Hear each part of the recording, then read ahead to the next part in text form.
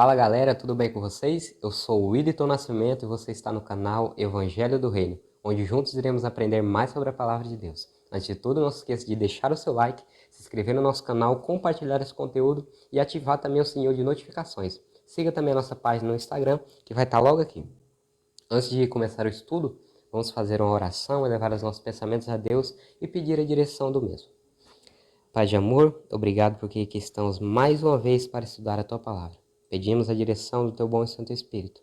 Nos ilumine, nos instrua nos caminhos que o Senhor quer que sigamos. É o que te pedimos em nome de Jesus. Amém. Muito bem, meus irmãos. Nós aprendemos no estudo passado sobre o ministério de Cristo no pátio. Cristo, tipologicamente, teria que vir até o pátio, teria que primeiro acampar no meio de nós, foi o que ele fez, Gálatas 4:4, vindo à plenitude dos tempos, Jesus Cristo nasce. E aí, depois ele vem para o pátio. Ele vem até a pia, depois vai até o altar de holocausto, tudo isso simbolicamente. Porque o caminho de Deus está no santuário. E aí vai aparecer o slide para você.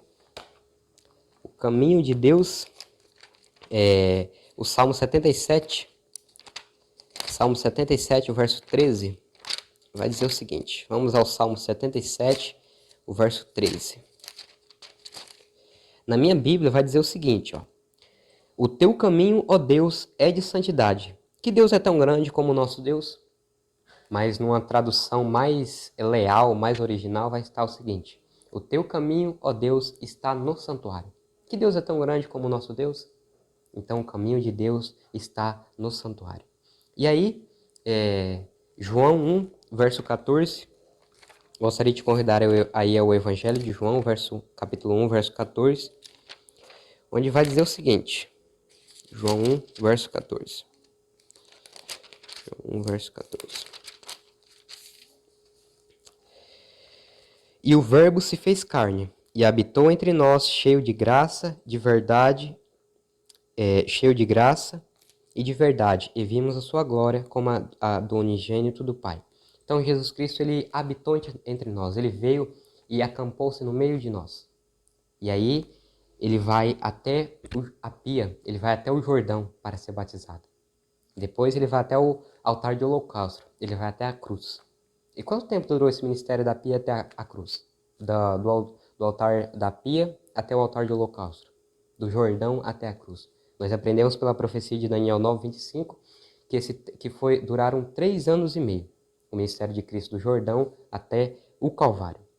Só que depois desses 3 anos e meio, depois disso, Jesus Cristo ele teria que ser assunto ao santuário celestial. Por quê? Porque no santuário terrestre, nós tínhamos a oferta, nós tínhamos o sacerdote, nós tínhamos o sumo sacerdote.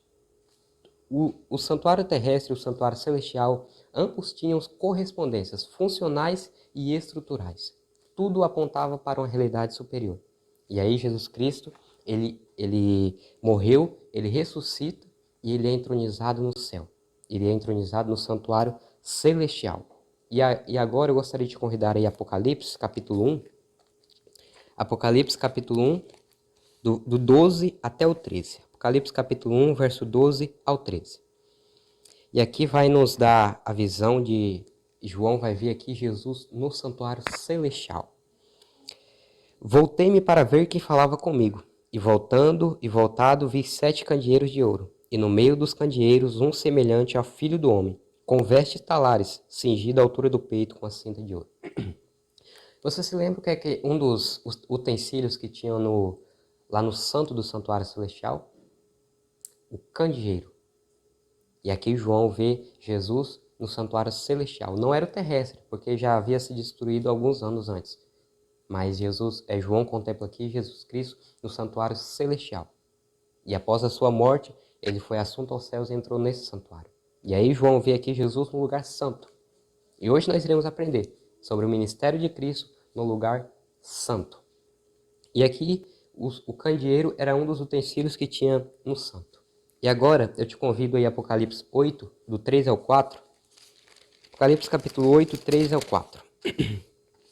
Na minha Bíblia diz o seguinte: Veio outro anjo e ficou de pé junto ao altar, com um incensário de ouro, e foi-lhe dado muito incenso, para oferecê-lo com as orações de todos os santos sobre o altar de ouro que se acha diante do trono. E da mão do anjo subiu à presença de Deus a fumaça do incenso com as orações dos santos. Você lembra qual que era o outro utensílio que tinha lá dentro do santo? Isso mesmo, tinha também um altar de incenso. E esse incenso, quando queimado, ele era pego, a fumaça dele saía do santo e ia até o Santíssimo. A cortina que dividia o santo do Santíssimo, ela não, como que eu falo? Ela não ia até o teto, mas a fumaça do incenso, ela passava por cima dessa cortina e ia para a Arca da Aliança, simbolizado ali o trono de Deus, também simbolizando as nossas orações. E aí, eu gostaria de te convidar aí Apocalipse, o capítulo 11, o verso 9. Apocalipse capítulo 11, verso 9, vai dizer o seguinte. Apocalipse capítulo 11, o verso 9. Ou melhor, o verso 19, desculpa. Abriu-se então o santuário de Deus que se acha onde? Se acha no céu. E foi vista a arca da aliança no seu santuário. E sobrevieram relâmpagos, vozes, trovões, terremoto e grande saraivada. Aqui abriu-se o santuário de Deus que se acha onde? No céu. Aqui João está contemplando o santuário celestial. Aqui nós vemos que Cristo não estava habitando em um santuário feito por mãos humanas, feito por mãos de homens, mas que Jesus estava habitando, estava começando ali o seu ministério, ou melhor, o seu ministério estava ministrando no santo. E aí, eu não sei se vai aparecer no slide, mas continuando, eu gostaria de convidar aí a Hebreus, o capítulo 9, do 2 ao 4, para complementar um pouco aquilo que estamos falando. Hebreus capítulo 9, 2 a 4. Livro de Hebreus 9, do 2 até o 4. Diz o seguinte: com efeito, foi preparado o tabernáculo, cuja parte anterior, onde estavam o candeeiro e a mesa e a exposição dos pães, se chama Santo Lugar.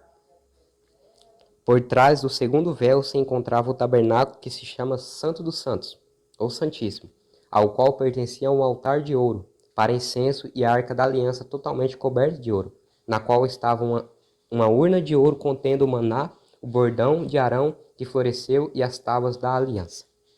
Aqui nós vemos Jesus no lugar santo. Aqui nós temos o ministério de Cristo no lugar santo. Aqui tem a descrição, né, do lugar santo no santuário celestial. Jesus, antes de ser o nosso sacerdote, ele foi oferta. Primeiro, ele foi a nossa oferta. Como que ele foi a nossa oferta? Se entregando na cruz do Calvário por cada um de nós. Quando ele cumpre a tipologia da oferta, ele também agora tem que começar a tipologia do sacerdócio. E no ano 31, após a sua ressurreição, ele entra no santuário e ele passa a ser o nosso sacerdote. Vamos entender um pouco do ritual diário que acontecia lá no santuário terrestre. Então vamos entender um pouco qual que era a função do sacerdote.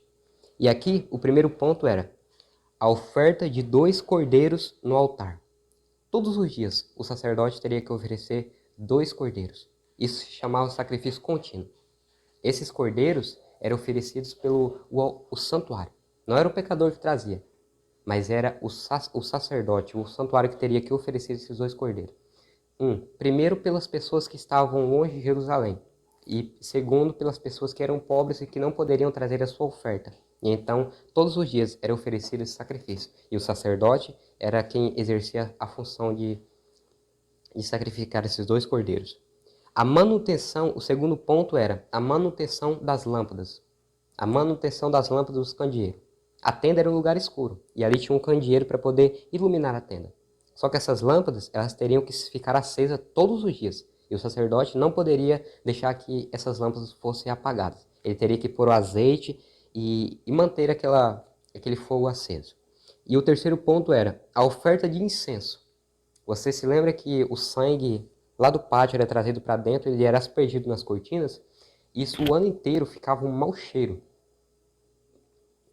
E aí o sacerdote teria que queimar incenso para tirar um pouco do mau cheiro e para deixar o ambiente um pouco mais agradável. Isso também tem uma tipologia que a gente vai estudar, ou melhor, que a gente já viu. E aí, o quarto ponto era a troca dos pães da proposição. Ele teria que a cada sábado, trocar os 12 pães que estavam ali sobre a mesa. Essa mesa estava no lugar santo. E ali, a cada sábado, ele teria que trocar esses 12 pães. 12 pães simbolizando Jesus, que é o pão da vida, e também simbolizando as 12 tribos de Israel. E aí, o último ponto, oferta de sacrifício individual. O pecador, ao cometer um pecado, ele pegar o seu animalzinho, ir até o pátio, e ali o sacerdote o orientava a confessar o seu pecado na cabeça do animal, com a mão na cabeça do animal, e esse pecador, imolava o cordeiro. E aí o sacerdote pegava esse sangue e iria ministrar lá dentro do santo. O pecador só poderia chegar até o pátio. Isso já nos ensina uma grande lição. Nós também só poderíamos chegar até o pátio. Sem Jesus, não tem remissão de pecados. Sem Jesus, as nossas orações não chegarão diante de Deus. Não é mesmo? Então Jesus falou também para nós: tudo que vocês forem pedirem, peçam em meu nome, para que o Pai seja glorificado no Filho, para que vocês possam receber as coisas que pedirem. E aí, uma observação, para a gente ver como que Deus ele é tão organizado com o plano que ele estabeleceu lá no passado. No santuário terrestre, não.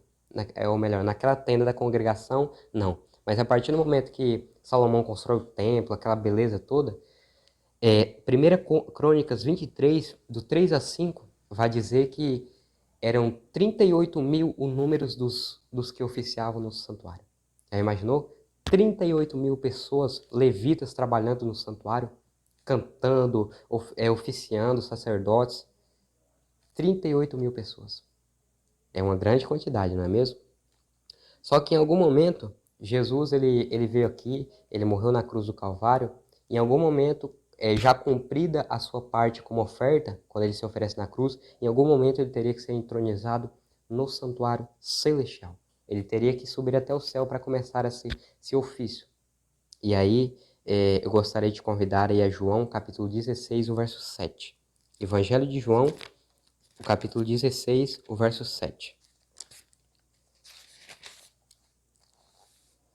Evangelho de João, capítulo 16, o verso 7, vai dizer o seguinte: mas eu vos digo a verdade, convém-vos que eu vá, porque se eu não for, o Consolador não virá para vós outros. Se porém eu for, eu vou-lo enviarei. Jesus disse assim, olha, convém que eu vá, convém que eu morra, convém que eu seja assunto ao céu, porque se eu não for, o Consolador não virá. Que Consolador? O Espírito Santo, o Espírito da verdade que o mundo não conhece, mas como de Jesus, vós conheceis, porque estáis convosco. E ele teria que ser assunto aos céus. O sacrifício dele teria que ser aceito. E no momento que o sacrifício dele fosse aceito diante de Deus, ele enviaria o Consolador. Ele enviaria o Espírito Santo. E aí esse Espírito Santo poderia estar com os apóstolos em todos os lugares. Jesus, quando veio, ele veio como homem. Se ele estivesse na Judéia, ele não poderia estar em Samaria. Mas quando ele é assunto aos céus, ele envia o Espírito Santo. E aí, se os discípulos, se Pedro estivesse em Decápolis, e João estivesse em Samaria, ambos estariam na presença de Jesus. Ambos estariam ali sendo guiados pelo Espírito Santo. E aí, mas só que para que esse Espírito Santo fosse enviado, o sacrifício de Jesus teria que ser aceito diante de Deus. E aí eu gostaria de te convidar a João 7,39, para a gente entender um pouco melhor. João 7,39. Evangelho de João, volte algumas páginas na sua Bíblia. Capítulo 7, o verso 39 vai dizer o seguinte: isto ele disse com respeito ao Espírito que haviam de receber, os que nele crescem, pois o Espírito até aquele momento não fora dado, porque Jesus não havia ainda sido glorificado. Então, no momento que Jesus estava com eles ali, o Espírito Santo ainda não seria dado, porque Jesus ainda não foi glorificado. E o que foi a glorificação de Jesus? A sua entronização no santo do santuário celestial. E aí, eu gostaria de convidar aí agora a Atos 2, do 32 ao 33. Atos capítulo 2, do verso 32 e o 33. E na minha Bíblia vai dizer o seguinte: a este Jesus Deus ressuscitou, do que todos nós somos testemunhas. Exaltado, pois, à destra de Deus, tendo recebido do Pai a promessa do Espírito Santo, derramou isto que vedes e ouvis. Aqui nós temos, em Atos 2 mesmo, a partir do verso 1, nós temos aqui o derramamento do Espírito Santo. Por que o Espírito Santo foi derramado? Porque o sacrifício de Jesus foi aceito. Porque ele foi entronizado no santo do santuário celestial. E aí, indo para a parte final, Hebreus 9, 24, gostaria de convidar aí Hebreus capítulo 9, o verso 24, vai dizer o seguinte. Hebreus 9, o verso 24. Porque Cristo não entrou em santuário feito por mãos, figura do verdadeiro, porém no mesmo céu, para comparecer agora por nós diante de Deus. Jesus não oficiaria em um santuário terrestre, mas ele, a partir desse momento, a partir da sua morte e ressurreição, a partir daquele momento que o sacrifício dele foi aceito, ele seria entronizado em um santuário feito por mãos de Deus, pelas mãos de Deus. E aí, sendo feito isso, né? Jesus ele não parou somente na cruz. Como a gente, às vezes, muitas pessoas falam, vocês adventistas ficam falando do ministério de Cristo, no santuário, mas falando que a morte dele na cruz não foi suficiente. Foi suficiente. Mas é no santuário que ele aplica os méritos do seu sangue. É no santuário que ele oficia por cada um de nós. É no santuário que ele está nesse momento fazendo a obra de juízo. E quando ele terminar esse juízo, ele voltará nas nuvens dos céus com poder e grande glória para buscar a mim e a você. Mas eu gostaria de terminar com o texto que está lá em 1 João, o capítulo 2, o verso 1. É um texto muito bonito. 1 João, capítulo 2, o verso 1. E aí vai dizer o seguinte. Filhinhos meus, estas coisas vos escrevo, para que não pequeis. Se todavia alguém pecar, temos um advogado junto ao Pai, Jesus Cristo, o justo. Essas coisas vos escrevo para que vocês não pequem. Mas se acaso vocês pecarem, saibam que há um advogado junto ao Pai, Jesus Cristo, o justo. Que eu e você possamos ter a certeza, a convicção de que nesse momento há intercessão por mim e por você. Ninguém foi tão longe ao ponto de que a graça de Cristo não possa alcançá-lo novamente. Porque sabe o que ele faz? Ele enfia a mão dele lá no poço. Ele suja suas mãos.